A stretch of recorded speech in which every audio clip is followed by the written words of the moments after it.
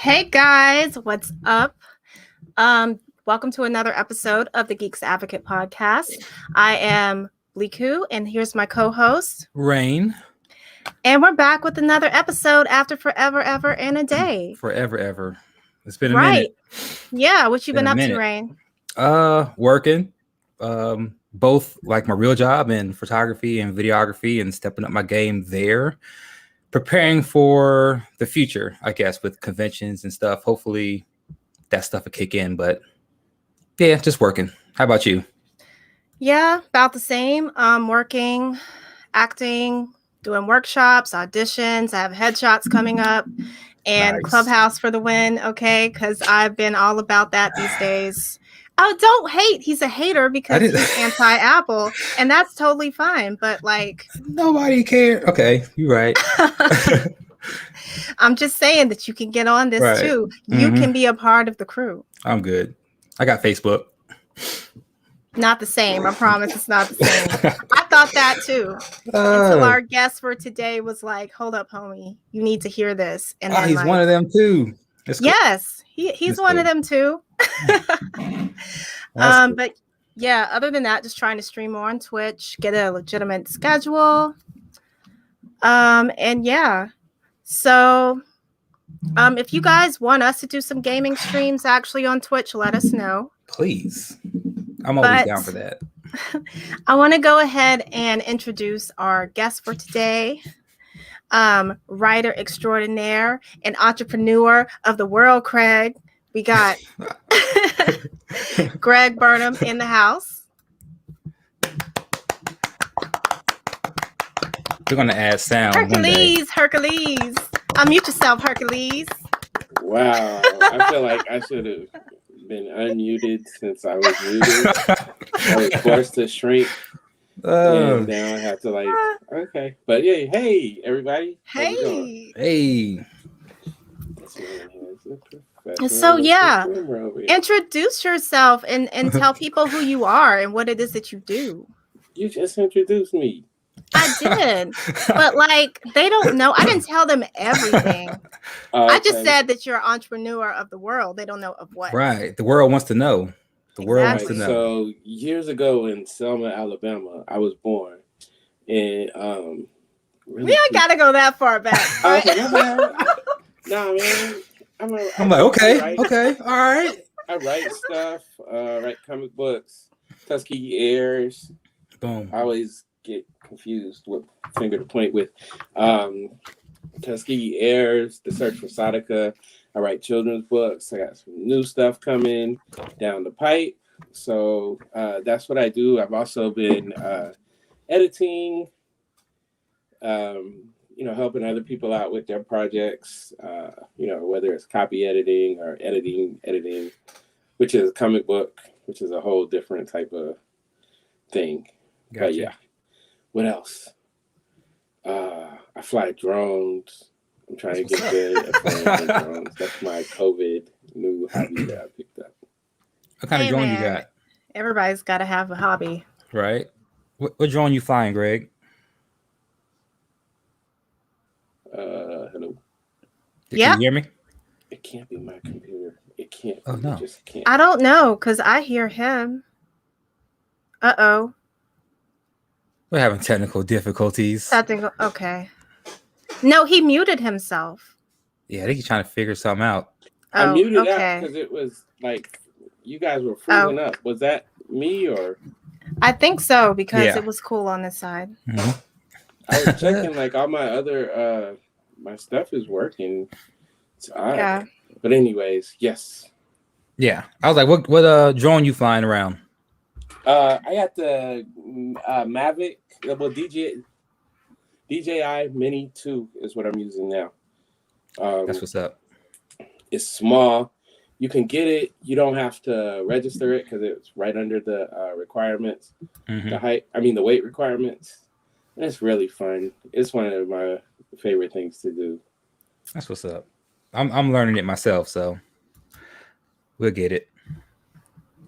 That's pretty cool. I have a drone, but I haven't unboxed it yet. but I'm What? excited about it. What? Yeah, I know. I don't even know what it does or what it's like, but like we're gonna have drone wars, Right. me and you, right? So, Definitely. I think something's going on with his internet. So for right now, I think let's go ahead and move on to our first segment, which will be that new That new. for you. Shout out to Killer Mike. Right. Okay. But yeah, so the first thing that I have to talk about today, I'm calling the big payback. And it's revenge of Netflix. Because Netflix is coming for your coins, friends. And if you're sharing a password with friends and family, then that may be coming to an end. Have you heard about this? Okay, yeah. So apparently what's going on is there's a limited test that Netflix introduced this week. It's basically a form of two-factor identification. And so some of the users are starting to see the prompt that says, if you don't live with the owner of this account, you need your own account to keep watching. First of all, I feel triggered Targeted. by that. Exactly. You know, and so there's an option to get a code emailed or texted to the account owner, which you can continue watching. And they're saying it's in early stages of this, and they're trying to verify who's using what accounts and minimize security issues. Now, I don't think, this is just my opinion, but I think it's less about security and more about securing the bag. What do you guys think? Got that exactly. Coins. Exactly. That money. That money. The shmoney. It's I know I have the money. Right. How many accounts y'all sharing with other people? That's the question. Right. And see, I get wanting to be compensated, and I get that they're giving us all this content and stuff, but they also keep increasing the prices every year. True. So yeah, there's that. Yeah, I think that's also part of. So I was explaining to my friend yesterday. Netflix came in and beat the heck out of. I don't know. We're not allowed to cuss on here. I'm not gonna cuss because I'm a Doesn't matter. I'm a good clean fella. Netflix, I've said Netflix worse. came and whooped Blockbuster's ass, and like Yeah, they put all those stale franchises out of business. And Right. I think they got to a point where they got to the mountaintop, and now everybody's gunning for them. So it's like, for a long time, they probably weren't worried about. I remember when they were still mailing the DVDs, and right. you know, people were still sharing then, like, yo, just send it back when you get done, whatever. And I don't think they really cared. But now it's like they got real competition because you got HBO Max, you got Disney, Amazon Prime, you know. So it's like now they got real competition. They got to start pulling back. Right. What do you think, Rain? Well, same way. They want that money. And like I think about how many accounts you would have per household.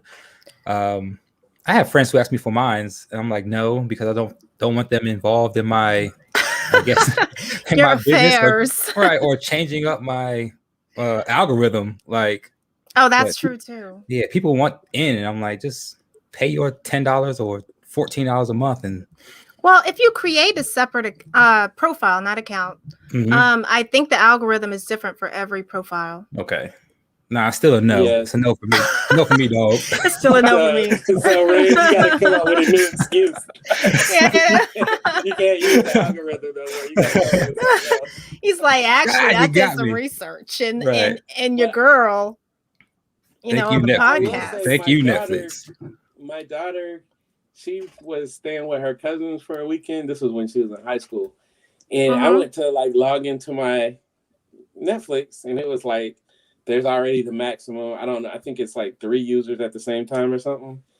My mama's on. Hey, mama. Hey. Hey, Mama Burnham. But yeah, so she, I'm trying to go on, and it's like, it's too many people on here. So I call her. I'm like, hey, I can't watch Netflix. She's like, oh, no. my nephew and gave the password out, and like, oh no, Lord. they were kids, you know. I wasn't mad at him. He thought I was mad. I wasn't mad at him, but I had to like switch the password and log everybody out. And now my daughter, I'm like, do not give the password to anyone. You smush your face when you say it. Yeah. It's like you want to make sure that at least you can, since you are the one paying, you should be able to use it, right? Right. So, right. I've seen it get out of hand. Yeah. But they also have like the different, the different packages, right, that allow a certain amount of people on. Mm-hmm. So if everybody wants to pitch in, then sure, $5 a month. Right. You got Cash App, you got Venmo, you got all kinds of options. Like, got that right. You know what I'm saying? Me that $5. Sure. Right.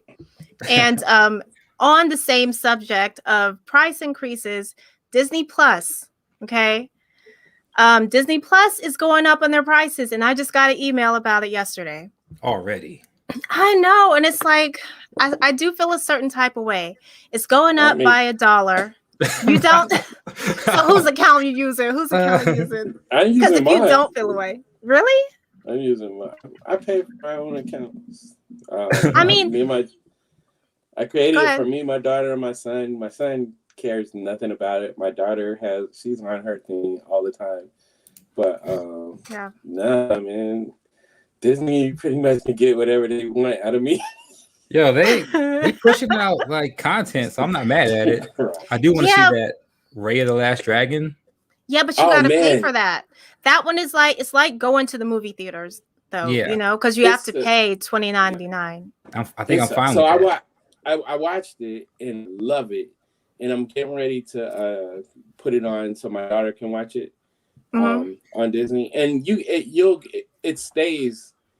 So we did it with Mulan as well. I know a lot of people are upset about that, but take my daughter to the movies and then get back to me talking about some $25. So $25, like before that's to get in the joint. Right. And she don't be wanting like regular food either. She always want cooked food and $20 food. You got some fancy theaters. I hear you. She wants that good. She didn't want to do popcorn. Steak and potatoes. Gourmet nachos. Right.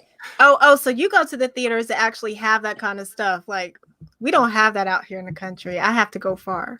But I feel you on that. I'm so sorry for you. I know, I'm so sorry too. But like the movie, y'all, I'm telling you, like, the design, the art, I loved it. That's what's up. Yeah, I'm definitely gonna pay my $29.99 and watch that. Well, back to that though. It's going up for $1, and it's gonna happen on the 26th, which is very close, and it's rising by $3 for people in Canada or Australia, and €2 for current UK subscribers as of August 23rd. Now, there is a way around it. If you purchase like a full year, I think you can get out of that now, or purchase a gift card. But if you already have an account, the gift card thing isn't going to work. So, yeah, I don't know. I guess my biggest problem with it is that part of me thinks that they were unaware of how successful it was going to be initially when they launched it. Mm-hmm. But then they advertise all this content as if that was going to be inclusive, right? And so think of how long it's taken for us to get the Marvel stuff. We just got WandaVision. They announced that stuff, a while back. But I'm saying now is when they're kicking up the price because everybody's addicted. They're literally like a drug dealer, okay? So, like, they give you a little taste. Exactly, they give you a little bit of taste. Right, look at them. And then they're like, now you got to pay. You can have whatever. Right? I'm not mad at them. You got more of that WandaVision? You got some more of that WandaVision? Oh, y'all added episodes? I pay, But that is funny. Seriously though, I kind of feel a way about that because they advertised all that stuff originally. We didn't get it for a while. We did have Mandalorian. We did have other content. We had the Disney Vault. All of that stuff is cool. It's awesome. But it's only been a year and they're already hiking up the price. So that kind of makes me wonder what's going to happen next year. You know? They're gonna hike it up some more. So Yeah. I think you can't I think COVID may have had something to do with them not being able to punch out the way they were supposed to. But I still think, I don't know, man. They're putting out quality. So they had the Mandalorian, WandaVision. Yes. I don't know what's gonna happen with Falcon and Winter Soldier, but I know I'm gonna be up at 3 a.m. Friday watching. So it's like, you know, they're putting out like some really good stuff, and it's based, you know, the Star Wars universe, right? MCU, like it's based on, you know, these certain areas. Not to mention, think about they put out that Black is King. Did y'all watch that? Beyonce. Yeah, I did. Listen, I feel so bad. It's in my queue. I feel terrible. I know the one person should have watched it, right? But I kept forgetting about it. I kept forgetting about it. You did? Yeah, we watched it. It's getting hot in here. It's getting hot in here. I feel attacked and under pressure. Oh my God! Anyway, it's so beautiful. No, exactly. It really is.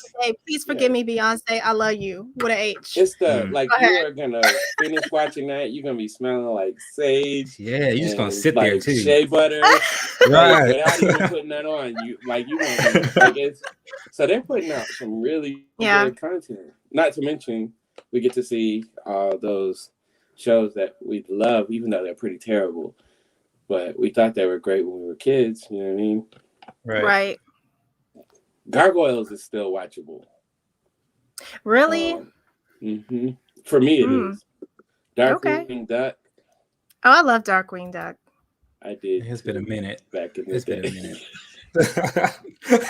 Yes. But yeah, I mean, there's like a lot of stuff on there to watch for sure. I have been like reliving my childhood. I've been watching That's So Raven again. But like, you know, I just, even without that, I think a lot of people joined because of The Mandalorian, because of all the Marvel stuff and everything. So, yeah, I think we hyped it up for sure. I mean, rightfully so. I mean, The Mandalorian is dope. And then it took me a minute to get into WandaVision, but after I got into it, it's fire. So I'm looking forward to everything else Marvel puts out. In that essence, with Falcon and Winter Soldier. Yeah, like I'm ready for it, and I'll pay the little extra $1. As long as it don't spike up like Netflix, you know, does every $3 every 4 months. I can't do it. Yeah, I mean, I gotta show the comments. What did I do? I don't even know what you did, but somebody's calling you out. Matt's calling you out. No, but I mean, I don't know. Anyway, that's a good segue. I was about to say segment, but segue into the next topic, which is WandaVision. And Greg, I know you're familiar with this because you were on the MCU ATL panel. Okay. So we yes, shout out. Pew, pew, pew, pew. MCU. MCU push a button and you just I know, right? We're adding so many sounds for like this a real radio show. I know. Right. But yeah, so we've been doing panels and stuff each 2 weeks. So per 2 episodes of WandaVision. And that just wrapped up on Disney Plus. So if you guys haven't watched it, definitely check it out. Spoiler alert, or cover your ears, skip ahead if you're watching this later, if you haven't seen the show or the finale, because now we're discussing and go. How do you feel about WandaVision? Who's going first? Rain, you can go first. Greg. Okay. Greg. Go ahead, Greg. Go ahead, Greg. So I mean, I love the show. Yeah. I'm not, you know, there's a lot of people that didn't like the first few episodes. I loved the first few episodes. I liked it because it was setting the stage. And honestly, I like stuff where it doesn't just reveal everything. Like some of the later episodes, I felt like they kind of started, it's like, okay, now let me explain all this exposition. I like it to just be like trickled in or whatever. Those first 3 episodes had our wheels turning, had people guessing. So many people were wrong. Me and my brother got into shouting matches in public places because he was like, "It's House of M." I'm like, "No, it's not." And then after episode 8, he's like, "Okay." He texts me in the morning. He's like, "Okay, it might not be House of M," but he's been saying it the whole time. So it was fun, man. Me and some of my friends, we got together and we did like a breakdown where we were going through every episode and doing like these real thorough breakdowns and pulling out all the Easter eggs. It was that kind of show. It was great. Right. My only problem, which I was hoping wasn't going to happen, was that they're going to make Monica the magical Negro. And I feel like they made her they teetered. Yeah. And they was like, towing the line, but then at the end they was like, "Yes, she is." Let's shoot her. So, because I've been sending you the memes. Yeah. How I feel about that. But no, I mean, I've gotten plenty of the memes.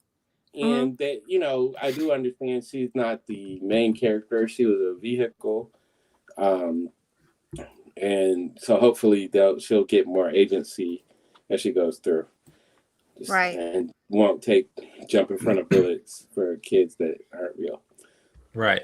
I did have a problem with that because I was like, all of this is not a figment of her imagination, but like you say, they weren't real. Right. And she put her life on the line for that. I don't know. Maybe she didn't know what those bullets was going to do. That is true. You know what I'm saying? So she was like, basically, like, I'm ready to die for this. Right. But maybe she did that. These imaginary kids that actually have better control powers than I do. Right. I must go ahead and take these books for them real quick. You're not wrong. You're not wrong. Right. Yeah, it's tough. Yeah, but I don't know. I kind of felt a way about that too, but then I'm thinking maybe she did that as a gesture to Wanda. Because she's trying to get on her good side at this point because Wanda's like OP is crap, I don't know. It's just the thoughts. I'm just putting it out there, okay? Oh man, I'm gonna show you this thread because we were going at it the other day. So me and some of my other comic creators, we had fun. It was good fun, but it was hilarious. And what about you, Rain? What do you think? Okay. For the show, I didn't watch the first 3 episodes, so I'm sorry on that. I literally started on episode 4. So you just skipped the first one? I skipped 3, 4, and from that point on.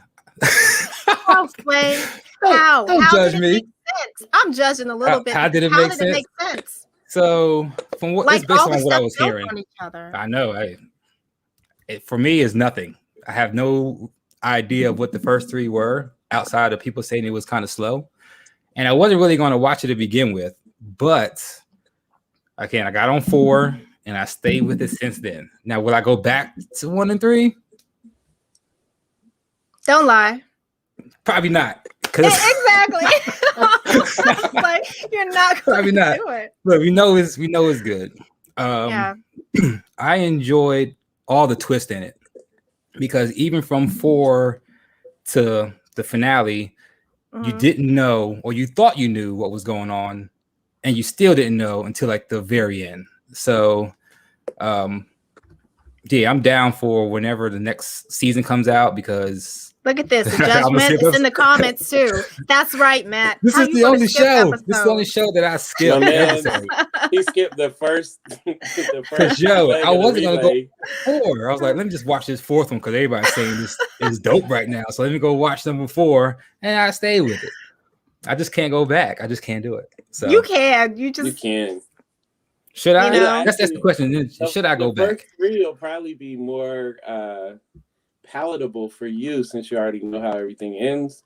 So it'll probably, because the first 3, there's a lot that happens in those 3. Right. That, a lot of stuff where you're just kind of pushing it off like that was no big deal. That turned, but it ends up now being, it makes sense. being more significant. Yeah. Okay. So look, for you guys, I'm gonna go ahead and I'm gonna Don't sit do down. it for us. Do it for yourself. I'm gonna watch these first 3 episodes. Because what surprised me was just how long not long, but how short the episodes were. I didn't expect it to be like that. So, yeah, I enjoyed the whole thing. How about you, Bliku? I know. Yeah. I'm putting up all these shady comments because you deserve all the shade for that. I'm sorry, Matt. Listen, they put all this effort into those episodes and you didn't even watch them. So that's why I'm just like, I don't know them. You got a point. But I did enjoy what I saw. So overall, it was a good show. I'm glad that they put out 2 first versus just the 1, because I would have stopped watching. Because I'm like, nope. I can appreciate the old school television too, because I still watch some of that stuff that came out like way before I was even born, but it's still good quality TV. But in the aspect of the Marvel universe, it was like, what is this? Yeah. So Scarlet Witch was never really one of my faves, but I have a better appreciation for her now because of the show. I really did like that costume reveal towards the end. So it's got me looking and that cosplay brain kind of working a little bit. Right. And I like the different aspects of the show because they were creative. They had subliminal messages through the set design and Easter eggs. Stuff was just genius. Stuff you didn't even catch on to until the end of the show. And what's up, Ishmael? See him in the comments. And Matt says, episode 1 was amazing. I don't know, man. It's good now that I go back and watch it again, but I feel like everybody's going to take it, in a different way. It was great, man. I liked the first 2. I was geeking out. Were you? No pun intended. I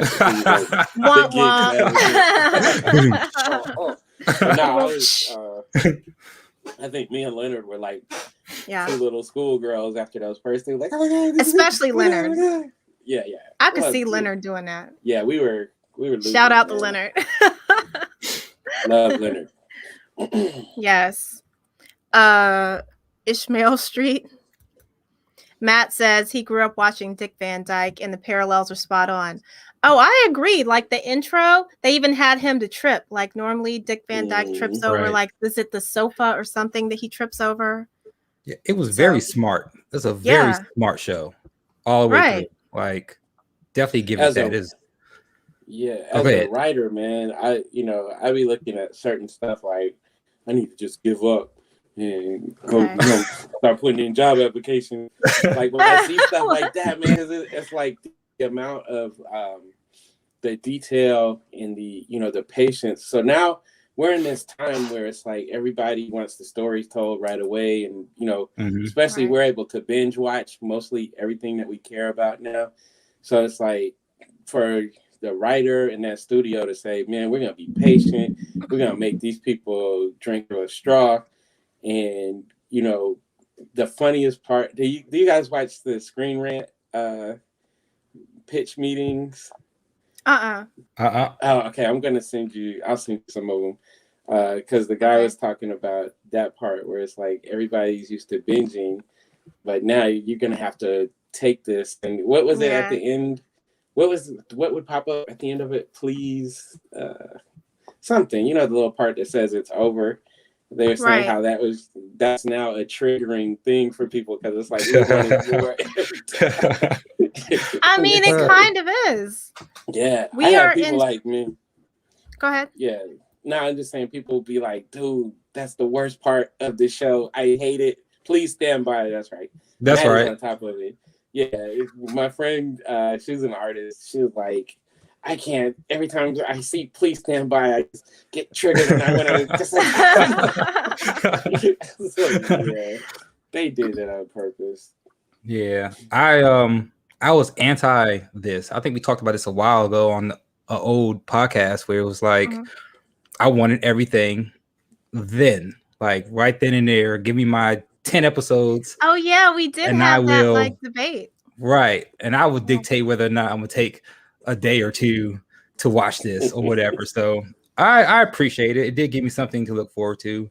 In Bleeku's words, she was like, "It's something to look forward to weekly." So I was correct. it's like getting back to normal in a sense of like regular Yeah. shows that you used to watch where you had to wait. The only thing is now you still got it kind of on your time when it does release.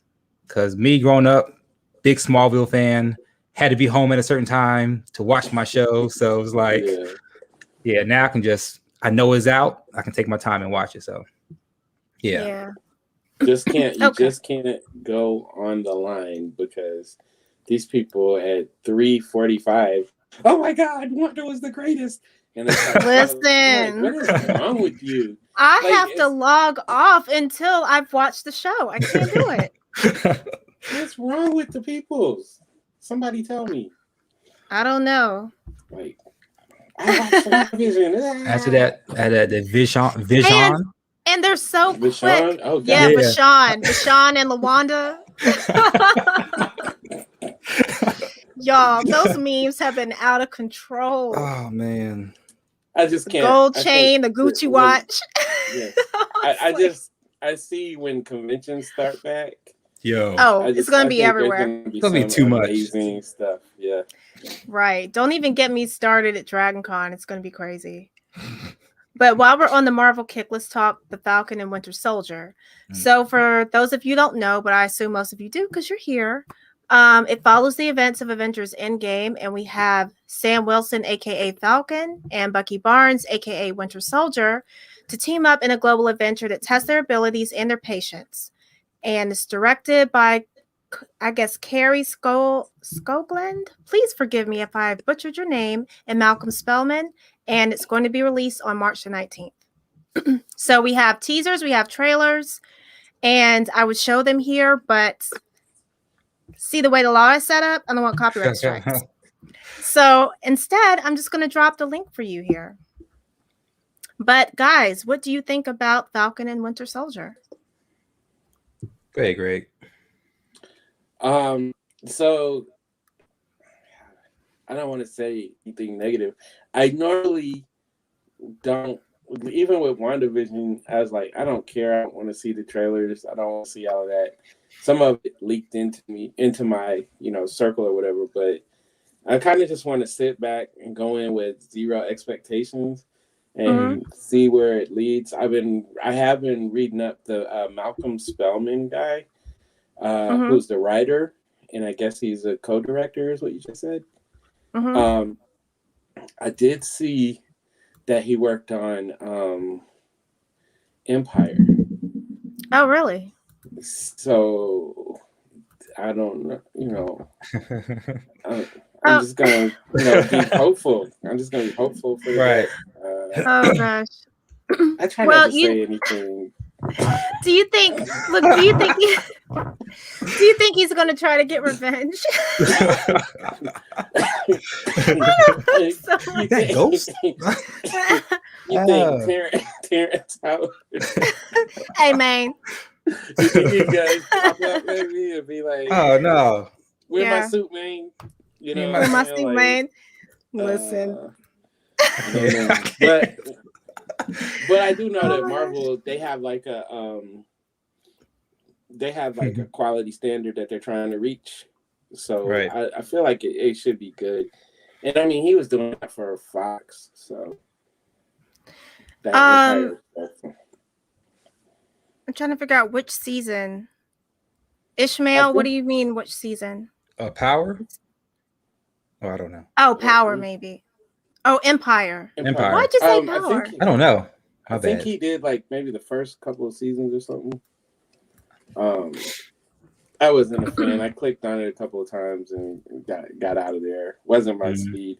It wasn't mine either. It doesn't mean, that,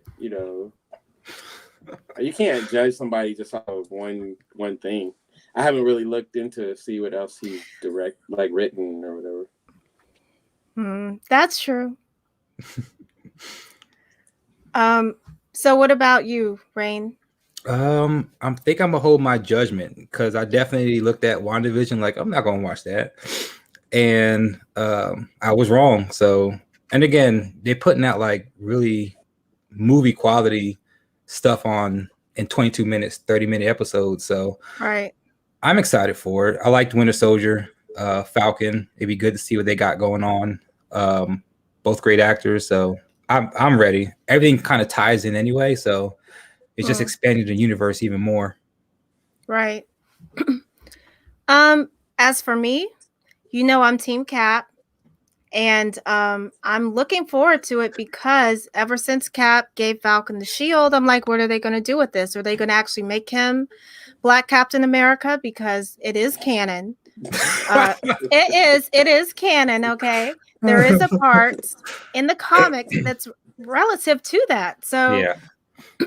I don't know why y'all are laughing. Y'all are some haters. It's just the name. I know why. No. I mean, said Black. No. I'm just saying because there is a Captain America that is Black, right, in the comics. I don't think they're going to call him that. It's just one of those things. You know what? It was just funny when it came out. Yeah. That's what it was. It's how it sounded, not that you said it. It's how it sounded. I feel triggered. I'm gonna from now on call him Black Captain America. Black Cap. Black Cap. Black Cap. Black Cap.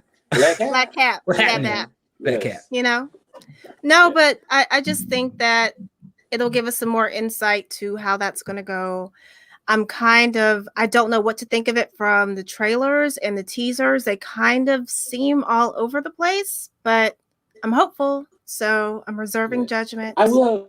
And the cool thing about what Marvel is doing, even though we didn't understand it at first, I don't know if they understood everything at first, but just the fact that they've done so well at tying everything in to move towards this end game. I really did. Womp womp. Dad jokes. But they've been tying everything. So I think as long as the story, like there's a really cool story, and they just hit us with it wasn't tons of action in WandaVision. You know what I'm saying? Right. So they can gear up and, change the pace, and this could be more action oriented. So I think it can be good. I don't think it's going to be bad. I think it may surprise people and be better than what people think. But we'll see. It's Friday, right? Yeah, I think it's next week. Yeah. Really? On Friday. Cool. Yeah, it's already the 14th. And Matt was saying there are more than one Black Captain Americas. Now, I'm just saying that to make the statement because I know people are going to come out once this drops and be like, well, actually, they've already said it from Endgame. Why is Captain America Black? Why is Nick Fury Black? We know that there's blonde hair, blue eye Nick Fury, but alternate universes and there's Marvel's history. It's all over the place. Read the comics. I remember that's true too. I saw a pre-screening of Into the Spider-Verse, and there was people in there talking about, "Ooh, it's a Black Spider-Man. There ain't no such thing as a Black Spider-Man." I'm like where y'all because been? You know why though? Yeah. Well, no, it's just that that all of the Marvel movies have always been Peter Parker, reboots of Peter Parker. Right. And so that's all people really know.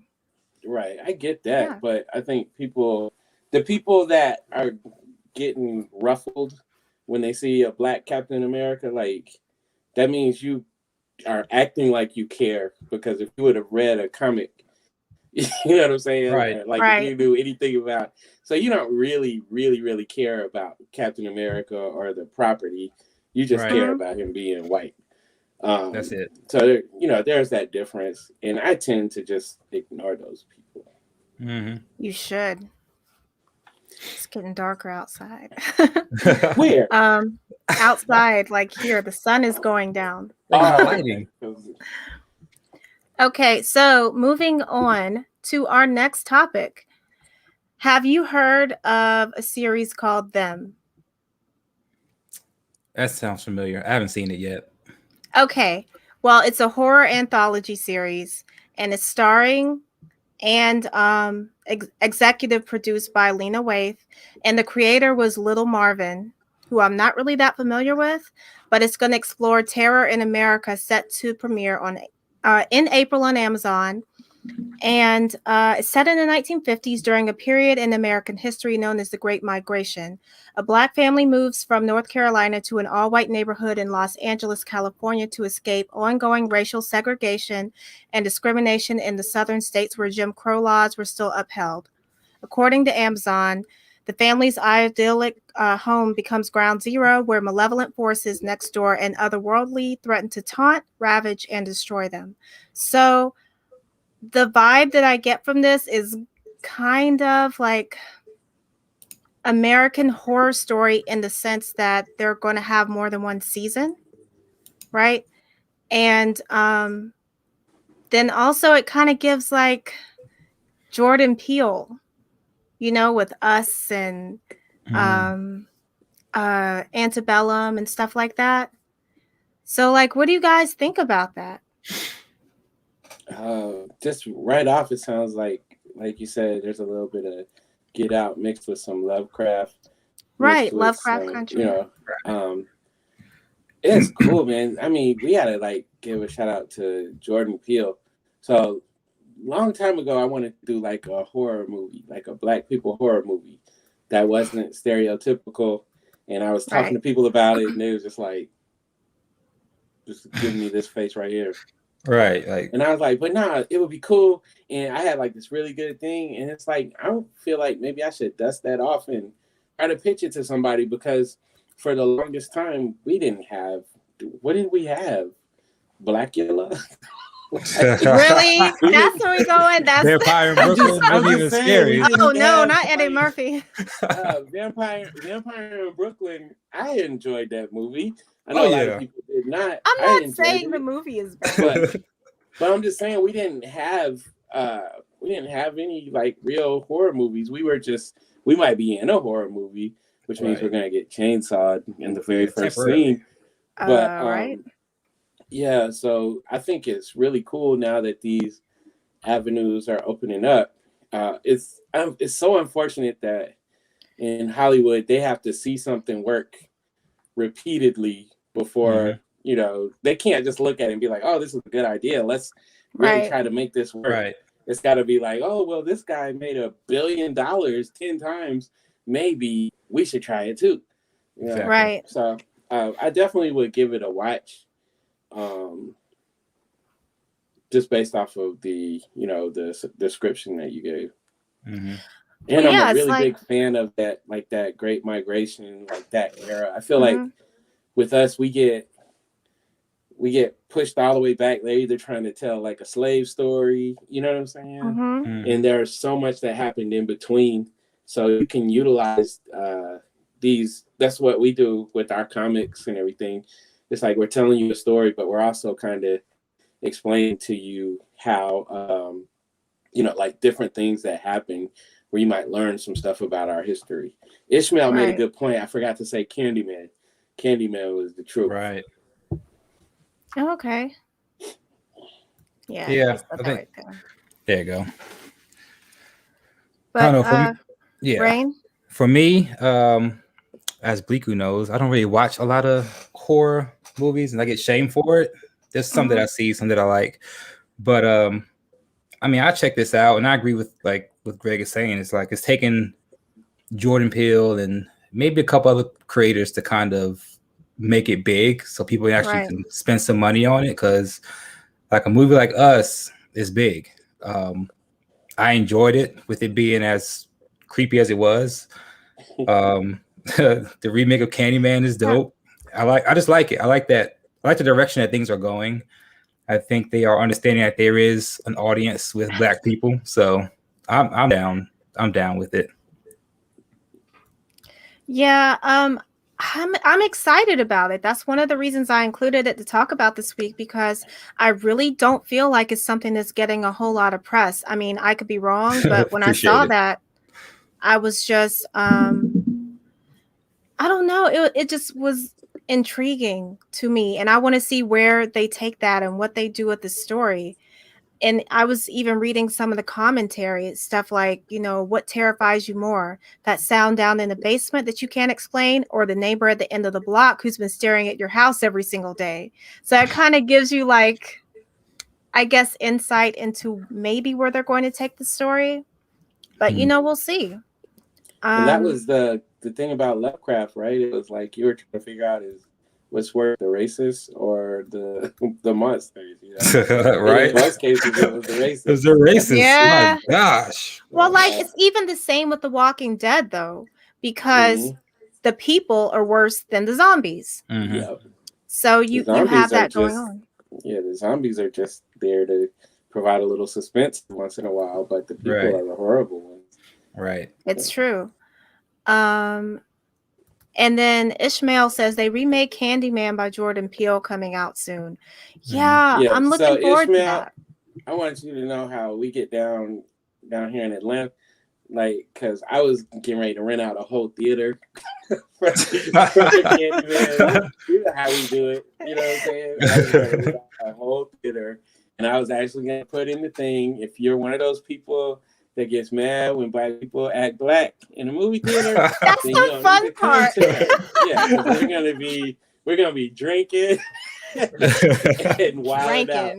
And so I don't know how COVID is, like what COVID is gonna be like, but there's a very real chance that I'll be, even if it's just for me and my friends, which apparently I was told I don't have any.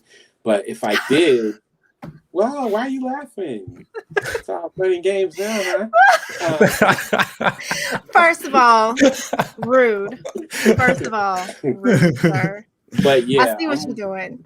Even if it's just me and my friends, we're watching that in the theater. Nice.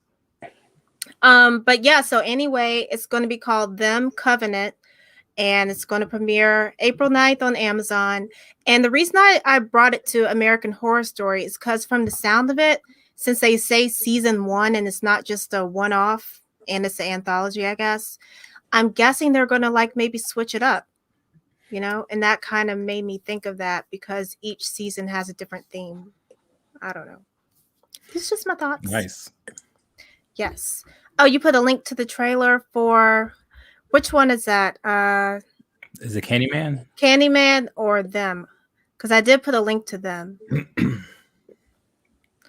But yeah. I'm not sure, so we're just going to move forward, but this is the link he posted here. All right, so now we're going to move away from movies and TV onto gaming. What? So, yeah, I know, and I'm excited. So the one we're going to talk about first, listen, I can feel the judgment, and it's strong. It's so strong. Back 4 Blood. It's developed by the OGs that brought us Left 4 Dead, Rock, Turtle Rock Studios, right? Okay, so this game is coming out on June 22nd of this year. It's available on PS5, PS4, Xbox Series X and S, Xbox One, and PC via Steam and Epic Games stores. Back 4 Blood is a thrilling co-op first-person shooter from the creators of Left 4 Dead, and you're at the center of a war against the Ridden. That's what they're calling the zombies. These once human hosts of a deadly parasite have turned into terrifying creatures bent on devouring what remains of civilization. With humanity's extinction on the line, it's up to you and your friends to fight to the enemy and eradicate the Ridden and reclaim the world. So you have co-op story mode, competitive multiplayer, and apparently it has extreme replayability.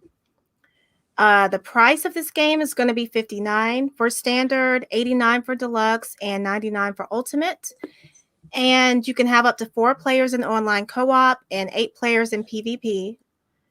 And yes, you can still play solo. And that pretty much reiterates what I just said. I'll post a trailer while you guys let me know what you think. Go ahead, Greg. Go ahead, Greg. Go ahead, Greg. What'd you say, Greg?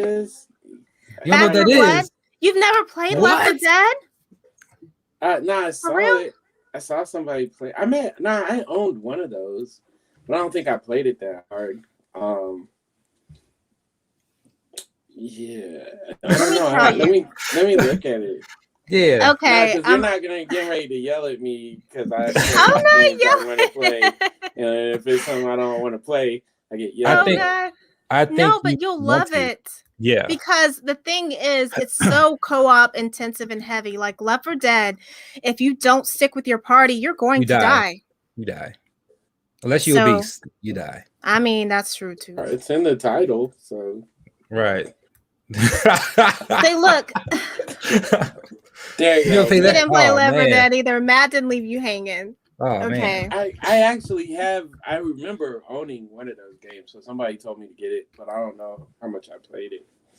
Obviously I don't remember. Maybe if I see some of the gameplay. It doesn't mean I'm opposed to it. Is it third person? No, it's first person. It's first person. It's first person. Okay, so you don't like it, yes? I mean, first person is okay. I like third person better. I don't know. I also, grew up playing with an Atari joystick. So I don't know if I all the way converted over. You know what I mean? We really gonna you gonna compare Atari to this? No, I'm just saying, like, people right. like I'll go downstairs and watch my son playing these games, and he's like super ninja, like popping around and tearing people up, and I'm just sitting there like, I don't think I can do all of that, bro. Can I get behind something and shoot something? But I mean, I will try it. Right. I'm telling you, because we streamed that one time. It was me, Rain, a couple of friends of ours, Swedish Moon, and Yes the Artist. Right. And it was so bad. It was fun though, because you basically have to get from point A to point B. You have all these zombie hordes coming at you. You have special zombies that have abilities that the others don't have. And some of those abilities include like dragging you away from your party. So that's why you shouldn't run from your party. It's crazy. And you have to find supplies and stuff along the way. There's all kinds of guns. You got pistols, shotguns, sniper rifles, SMGs, full out automatics. She's the pro. She's the pro at this. I just linger behind. Hold up. I follow orders. No, he doesn't. He's a sacrificer. Yeah, I just. Let me tell you what happened. He sacrifices his teammates. Yes. No. They have and left. Yes, you did. You did, and it's still on the stream for the world to see. It's still on the page. It's not. You have defibrillators in this game, and there was one next to my body. And he stepped over my body in slow motion and went to the exit. That's how she sees it, but it's not true. So, he did. It was my perspective is I didn't see her body. Yeah, exactly. I didn't see her body. The way out was in front of me, and I took it. I did a good eulogy, though. I did a really good eulogy. Wasn't appreciated. And that's really important. Right. Exactly. To send you off. Have you guys played Great World soldier. War Z? I don't want to get off. I have people that keep trying to get me to play that with them. I looked at some of that gameplay. It doesn't look that bad. I just like after you shoot a Lancer, it's like exactly. If I don't have Gears of War, my fave. Just that. So, all I play is Horde mode on Gears. Like I played the story. I like the story. Not so much of the last two. But Horde mode, you want to get on Horde mode? I'm I don't know though, dude. Like that DLC from Gears 5 is actually kind of fun. Is it like is it story? It's a DLC, like a campaign. Okay, cool. You know how when they did Ram Shadow or whatever, I think. Right. It's like that. Okay. I gotta download something. I think it was like 3 hours or something. Nice. Yeah. Nice. And you had memorable characters. I'm done. I'm done. Yes. That's how one of the guys talks. I don't know where he's from, and it's probably terrible. like But it's so He's Irish or something, but it's so exaggerated, and you just feel bad. That's and funny. He stay getting down too. It's like He does. He's That is terrible. funny. He was But yeah, that's a good game too. State of Decay 2 on Xbox is really good. right. But Ishmael actually is Resident Evil is a classic, is what he says, and that's a good segue into the other game that I have written down here is Resident Evil Village. You guys into Resident Evil at all? Obviously, Ishmael is. That's what he said. I used to watch my brother play Resident Evil. Really? Yeah. I'm a watcher. I'm a watcher myself. See, I haven't played. They have a demo out, and I haven't played it yet, but I've watched other people play it, and it looks pretty good. And the thirst is real because they're out here with these memes and these cosplays.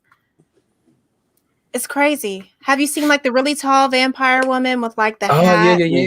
Yeah, that's Resident Evil Village. Oh, okay. Cool. Yeah. I watched the gameplay of that.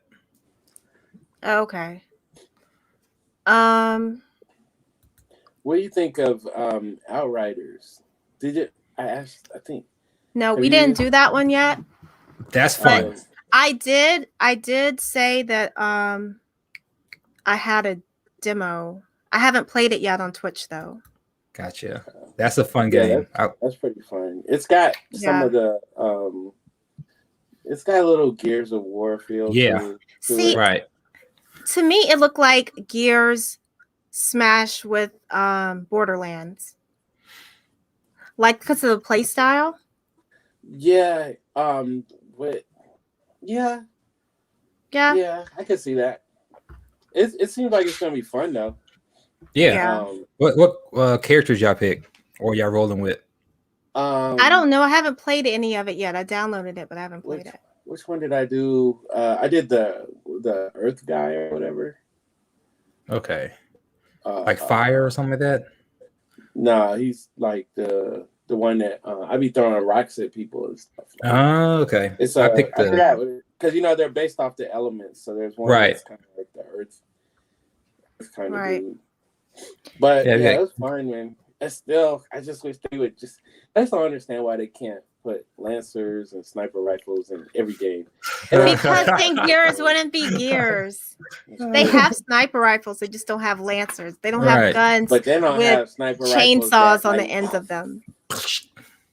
Yes. Right? That was it. I know. That's true. The heads explode. It was perfect. Ishmael says that you played a demo for 8. He's talking about Resident Evil. I haven't. I downloaded it, but I haven't played it.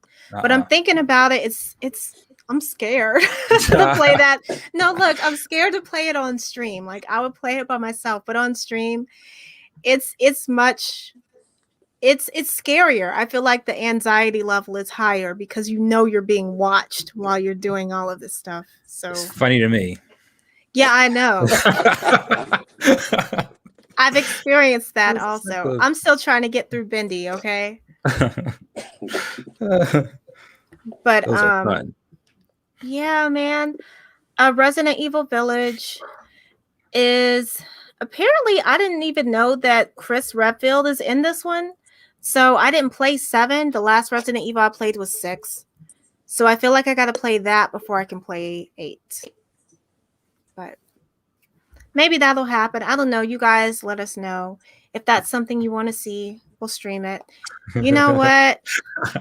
They so shady. So shady. Talking about funny to me too. You got jokes. That's okay. Oh, we're going to move on to the next story. So Square Enix. There are a couple of things I want to talk about. First of all, the disrespect of making the Final Fantasy remake free. I paid all of that money, an embarrassing amount of money last year, and I feel betrayed. I feel hoodwinked and bamboozled. Yeah, so for the Well, okay, so I didn't buy the regular version. I wanted the soundtrack and the artwork because I'm a cosplayer and I needed those, And so I think it was like 79 or something. So like $80 for this game. And now they're giving it away for free for the month of March. So any of you guys that don't have it, you can download it and experience the joy and nostalgia of Final Fantasy VII. But it's the one that we played last year, though, the new one. But yes, I mean, we got to play it like a year ago. So I know. Good, right? I know, but like you just want don't these people to have to pay. Yes, you gonna pay what you owe. How dare that? Exactly. Matt says, I'm so glad I waited. Yeah. And see that I was tempted to do that too, Matt, was get the first class edition, but that was $300. And I'm just not dropping that for a game when it's only part 1. That was so close. So close. Yeah. Like in the cart. I'm like, nah. Yeah. So I wasn't a Final Fantasy dude, but I got this one just to see. I picked on Marcus and my brother for years. And, like called them nerds and all that stuff. So it's like we got it. Everybody in the house to hear. My brother and my son live with me. Everybody's playing at the same time. And I'm like, okay, this is pretty good. I'm up in my room where nobody can hear me. But yeah, it was a pretty great game, man. Yeah. Like even if you're not a fan of that old gameplay style, it's more active, so you have to pay attention. Right. Yeah. What about you, Rain? I'm not upset that it's going out for free, but I'll be honest with you. I didn't even beat it. I did not finish because I already know. But I did have fun. Already know. He don't finish episodes either, so continue. I get something else came out. I can't remember what came out. If I could have started from the middle of this game, I would have beat it by now, but I didn't get to start from the middle.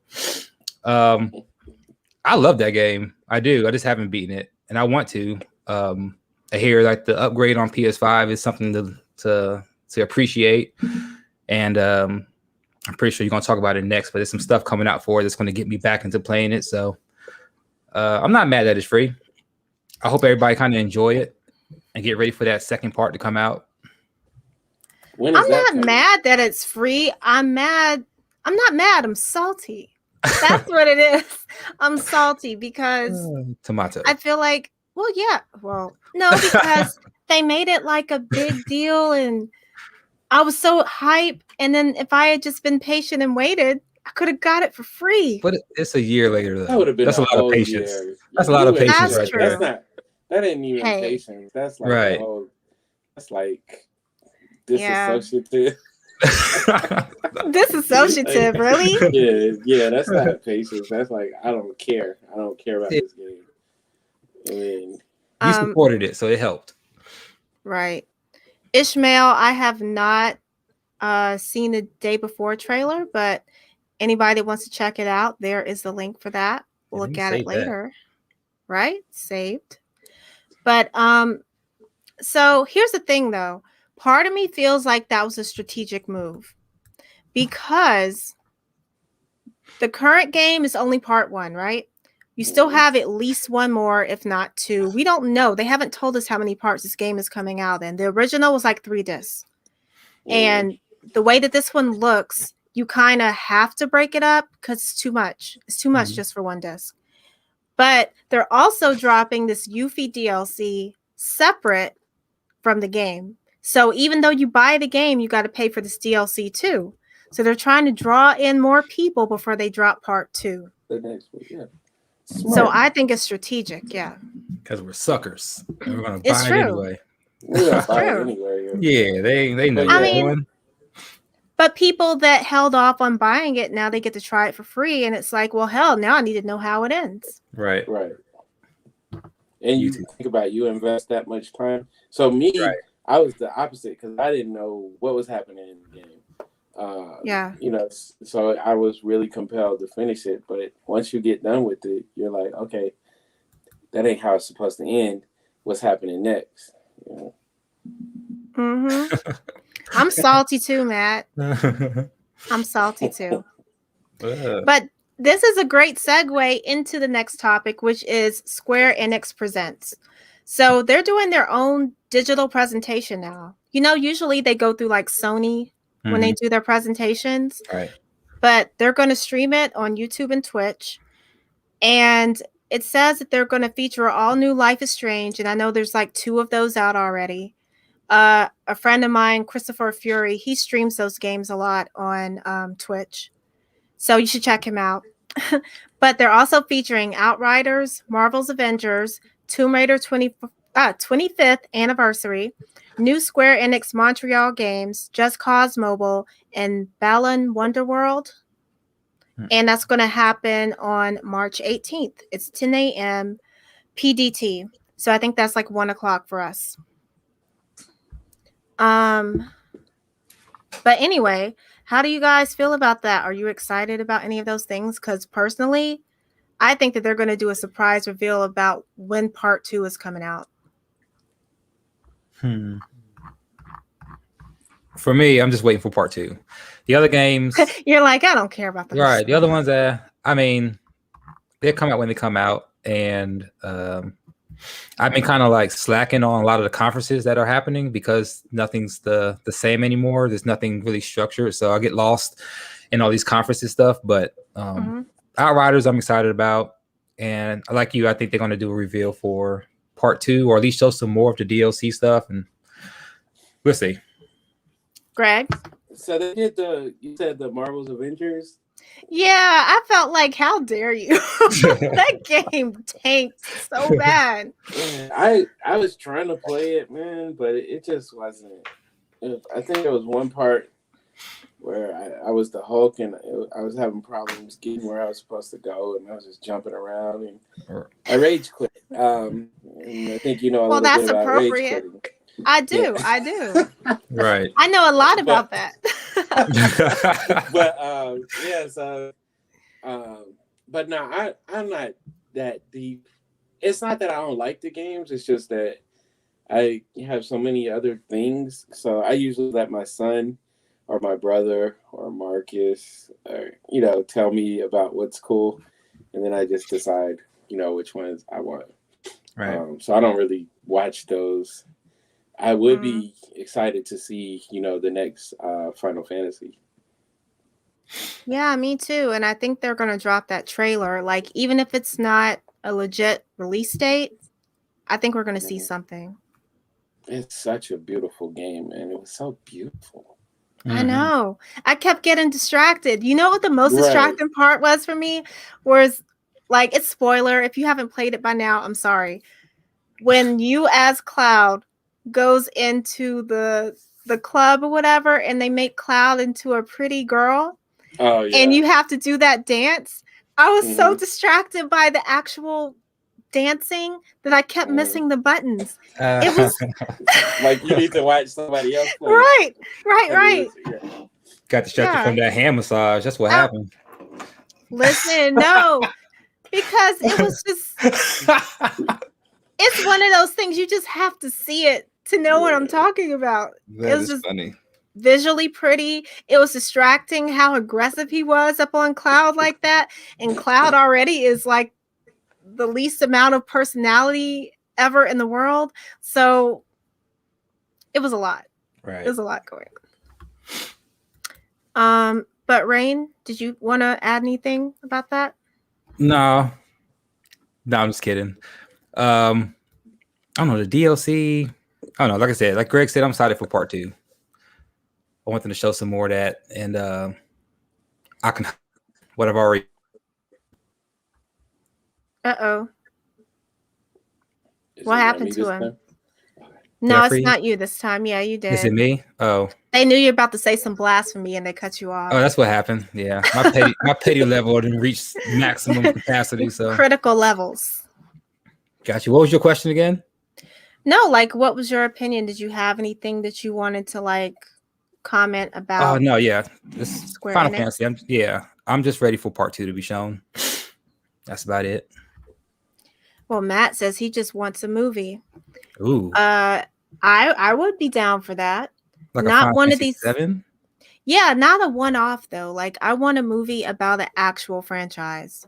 Like that Spirits Within movie, I didn't really care for back in the day. Right. I think the only one I have Kingsclave. That was so good. Yeah, For me. and then Advent Children is the best Right. thing ever. Advent Children is amazing. Yeah, but that's the only two that I've seen, and I own. I actually have those on DVD. Yeah. Right. What are those, Grandpa? No, I'm just kidding. They're Blu-rays.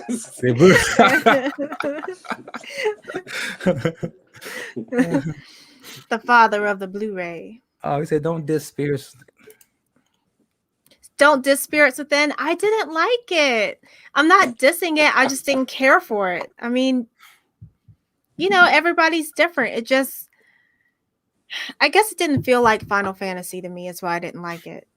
Gotcha. Yeah, so many of them out there. So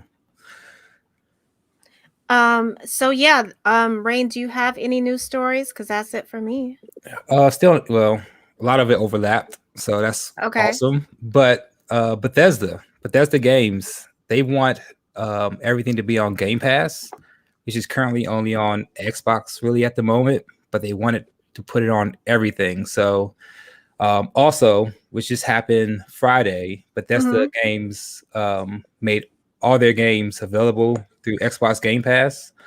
And that's like including Dishonored, the Definitive Edition, Dishonored 2, Doom 3, which I used to play a long time ago, all the Elder Scrolls from online, 5, 4, and 3, Fallout 4, Fallout 76, which was not that great, and the Wolfenstein.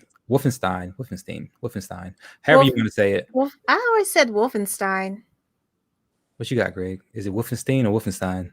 I always said he didn't know. He didn't even play it.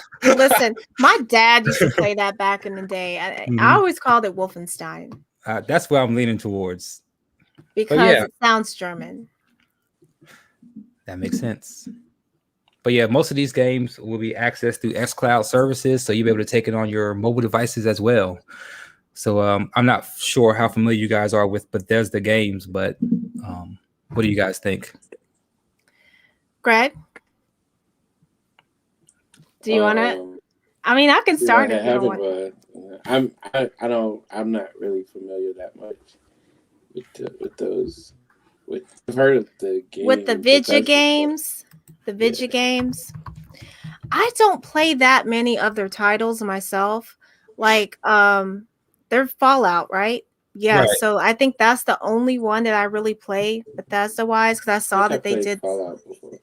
Yeah. So other than that, no, you're fine. Mm-hmm. Other than that, that's really kind of the only one that I got into. So I mean, I know they have a big catalog, but that was just my vibe. Right. It's like my track record, but I didn't beat those either. But I played them. That's about it. Do you ever finish anything you start? They were coming out like too fast. So if that's what she said. Golly. I'm sorry. If a game came out like in April and something dope came out in May and I didn't finish April's game, then typically what happens is it goes on the back burner, unfortunately. And I never really get back around to playing them. So I have a backlist, a long backlist. So that's it. All right. So what else you got? That's it. You kind of covered the Marvel side of things. Yes. Like I think one of the things we were going to discuss was the WandaVision series stuff. So yeah.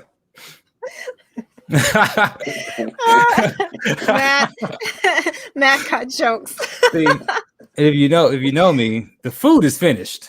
Like that's probably true. That's not a problem.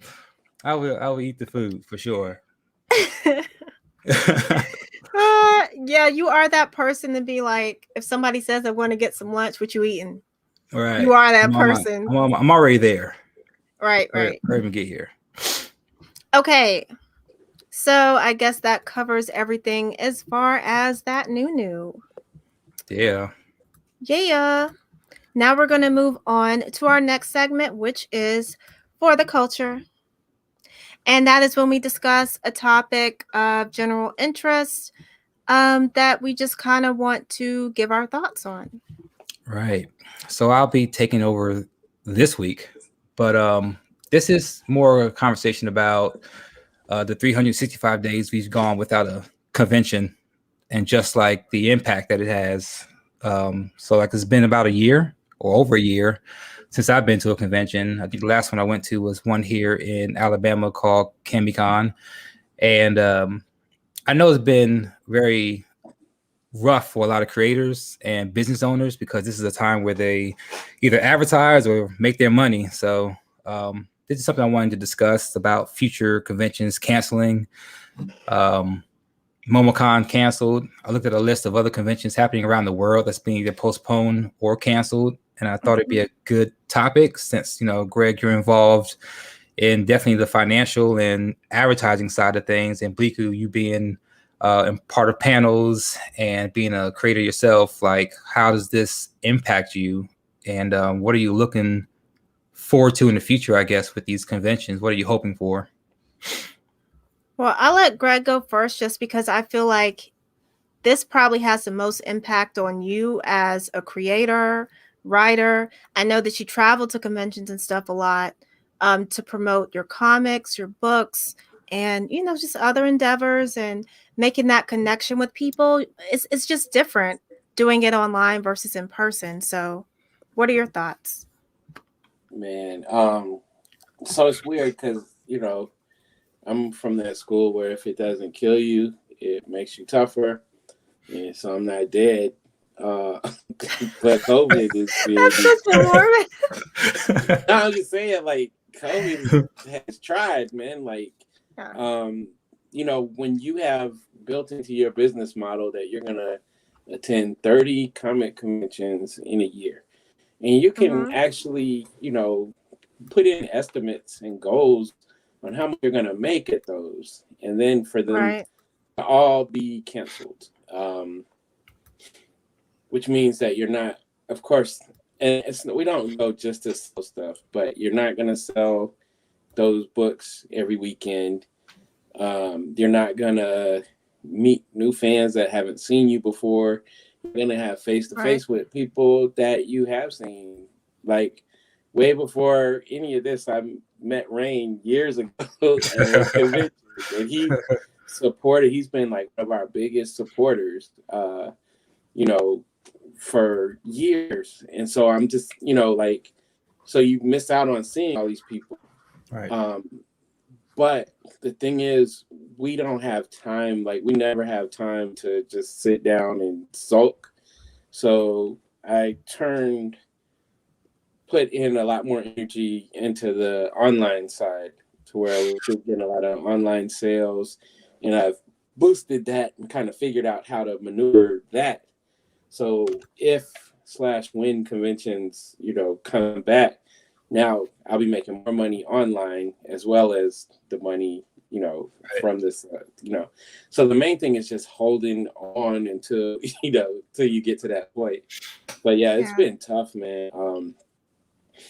The for indie comic creators, like a lot of us end up, kind of becoming friends. And so we've all been, like in the DMs, checking on each other and how's it going? If you have any work, like if you need an editor, send them to me. If you need an inker, send them to such and such. So, we kind of keep, doing whatever we can to survive right now.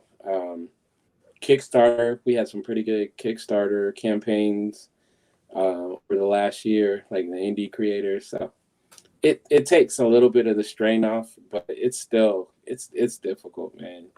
Like book signings, because it's not just conventions that we can't go to, which I miss terribly, but it's also like, doing book signings at bookstores, like little different events.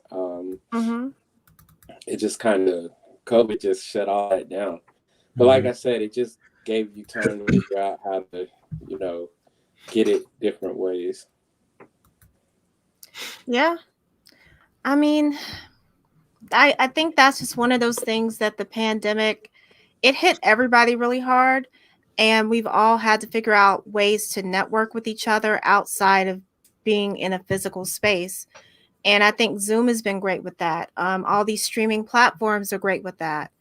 I find myself streaming a lot more these days. Like I've been doing Twitch a lot more because between that and maybe Instagram, I guess TikTok are the only ways I get to interact with people that don't live here locally. So I don't know, man.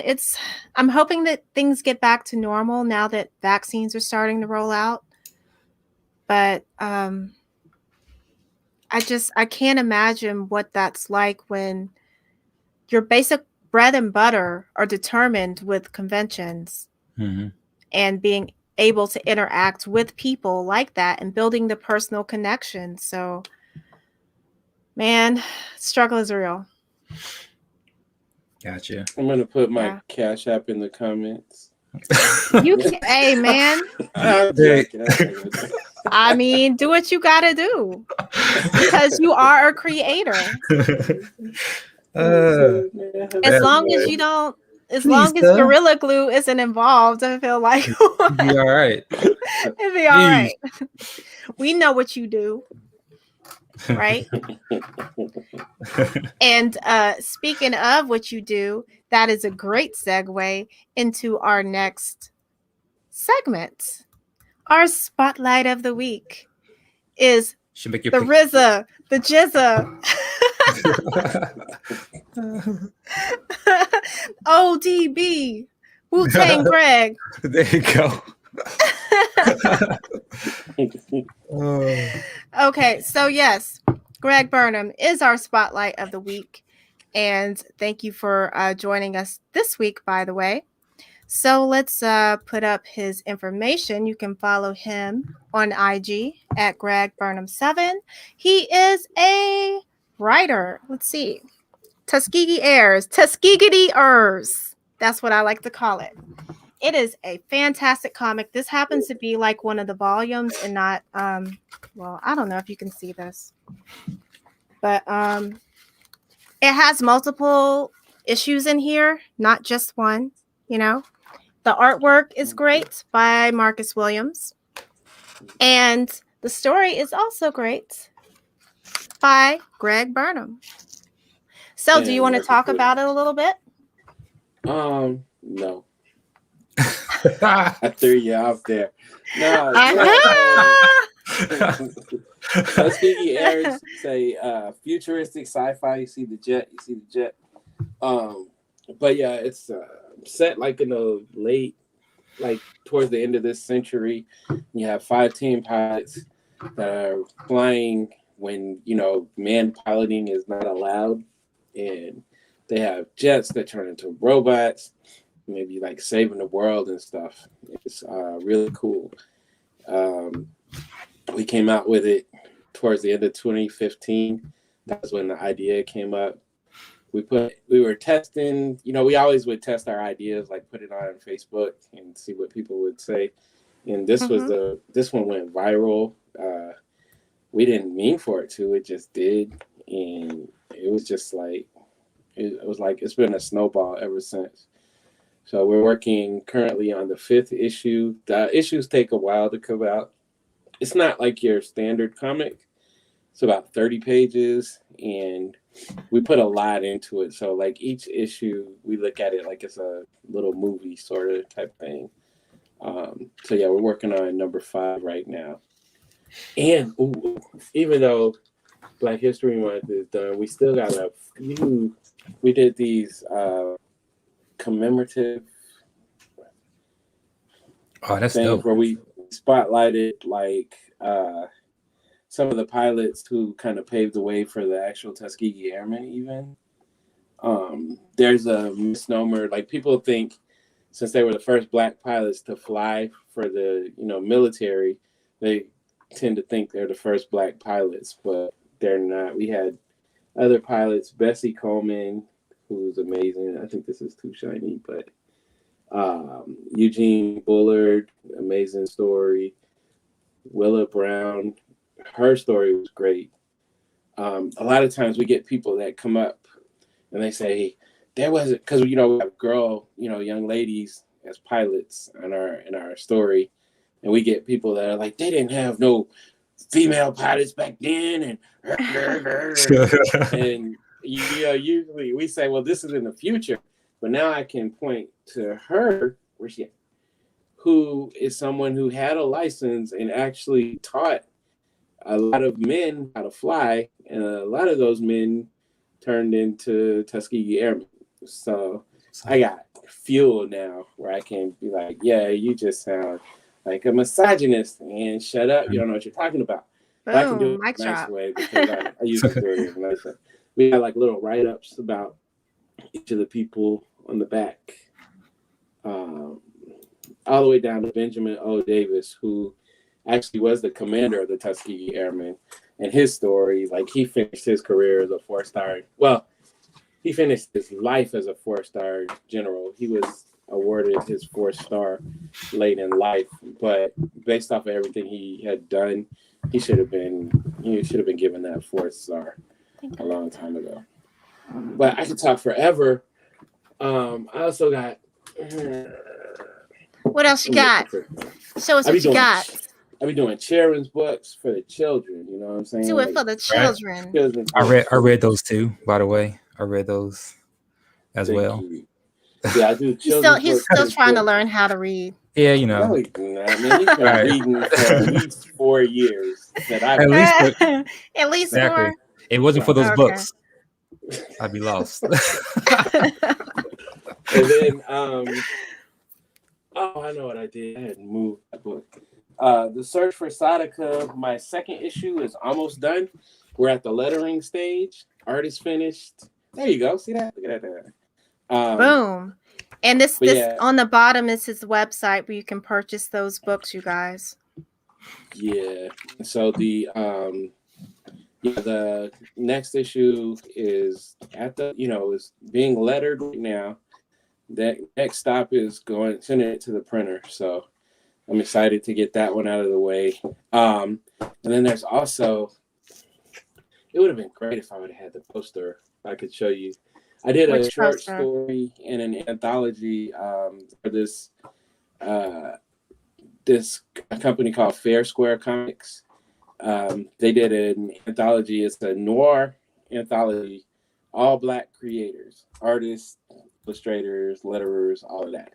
Nice. And so Marcus and I, we have a 6-pager in there that just launched. You can go to Fair Square Comics. It's called Noir is the New Black.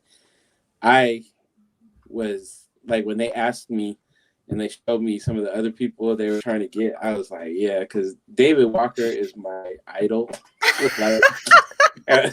So part of me was like, I just want to have that is awesome story in a book with David Walker. And I met him several times. Like, he's a really good dude. He's always, sharing information, all of that. But when I decided I wanted to be serious about writing comics, I just kept gravitating towards his stuff. So yeah, I'm in a book with David Walker. Right. But there's a lot of other great indie creators. We're at this point where it's like there's so many, because like people always come up and they be like, I didn't know people made Black comics and blah blah blah, and we're just sitting here cracking up laughing at them. But there's a whole bunch of us out here, and people are making really good quality stuff, and it doesn't get heard because it's not the mainstream, right? Right.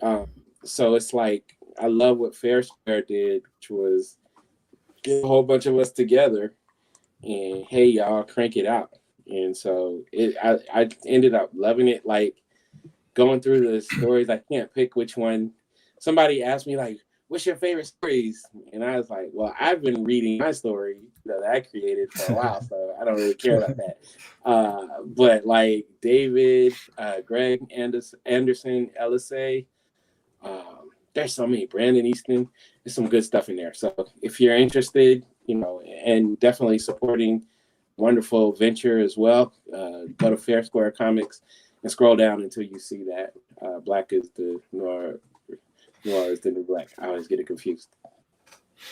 I mean, they both mean black, so I get There that. you go. Yeah, black is black. Black and black. It's black and black and black, black. That's what it is, y'all. too. Right. That's what's up. Okay, so if you guys want to purchase Search for Sautica or the children's books, and I think you have like posters and stuff up there too, right? This is the website here, platforml7.com. If you want to check out Tuskegee Airs, TuskegeeAirs.com. It's true. And yeah, Fair Square Comics. Thanks. Yeah, he was just discussing right here. So yeah, guys, I guess that about wraps it up for today. Oh wait, did we do everything? We did. We did do We everything. haven't done it in so long. Right. It's been a minute. Okay. But I'm glad to be back. We're glad to be back. Yes. And it's awesome, like coming back with Greg and everything too. So Exactly. like it's been awesome. It is. And thank you for, supporting the podcast, Greg, and tuning in Right. and joining us today. It was a lot of fun. Little bit of shade. What shade? Okay. Of course. What am I talking about? But no. Anyway, guys. Yeah, anyway. Thank you guys for tuning in and chatting along with us, hanging out. Be sure to check out Greg. Let's post his it's already there. Greg Burnham 7.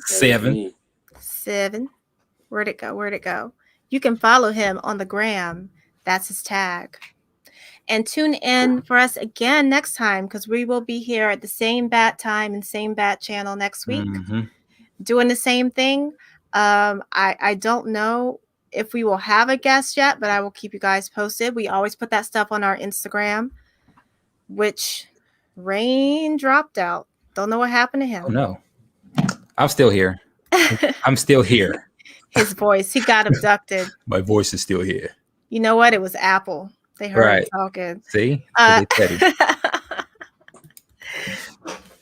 But yes, and Matt was here to support the homie Greg, and we appreciate you and all of the fun that you brought to the stream today, Matt.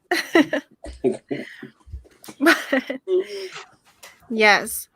So I don't know if Rain is coming back, but say something. We're gonna wrap. Day-Day, say something. I know. I'm here. Oh God. Y'all are funny. All right. Anyway, aside of those technical difficulties, that's going to wrap it up for us for this week. And we will see you next time. Thank you for tuning in. Peace out. Peace. Deuces.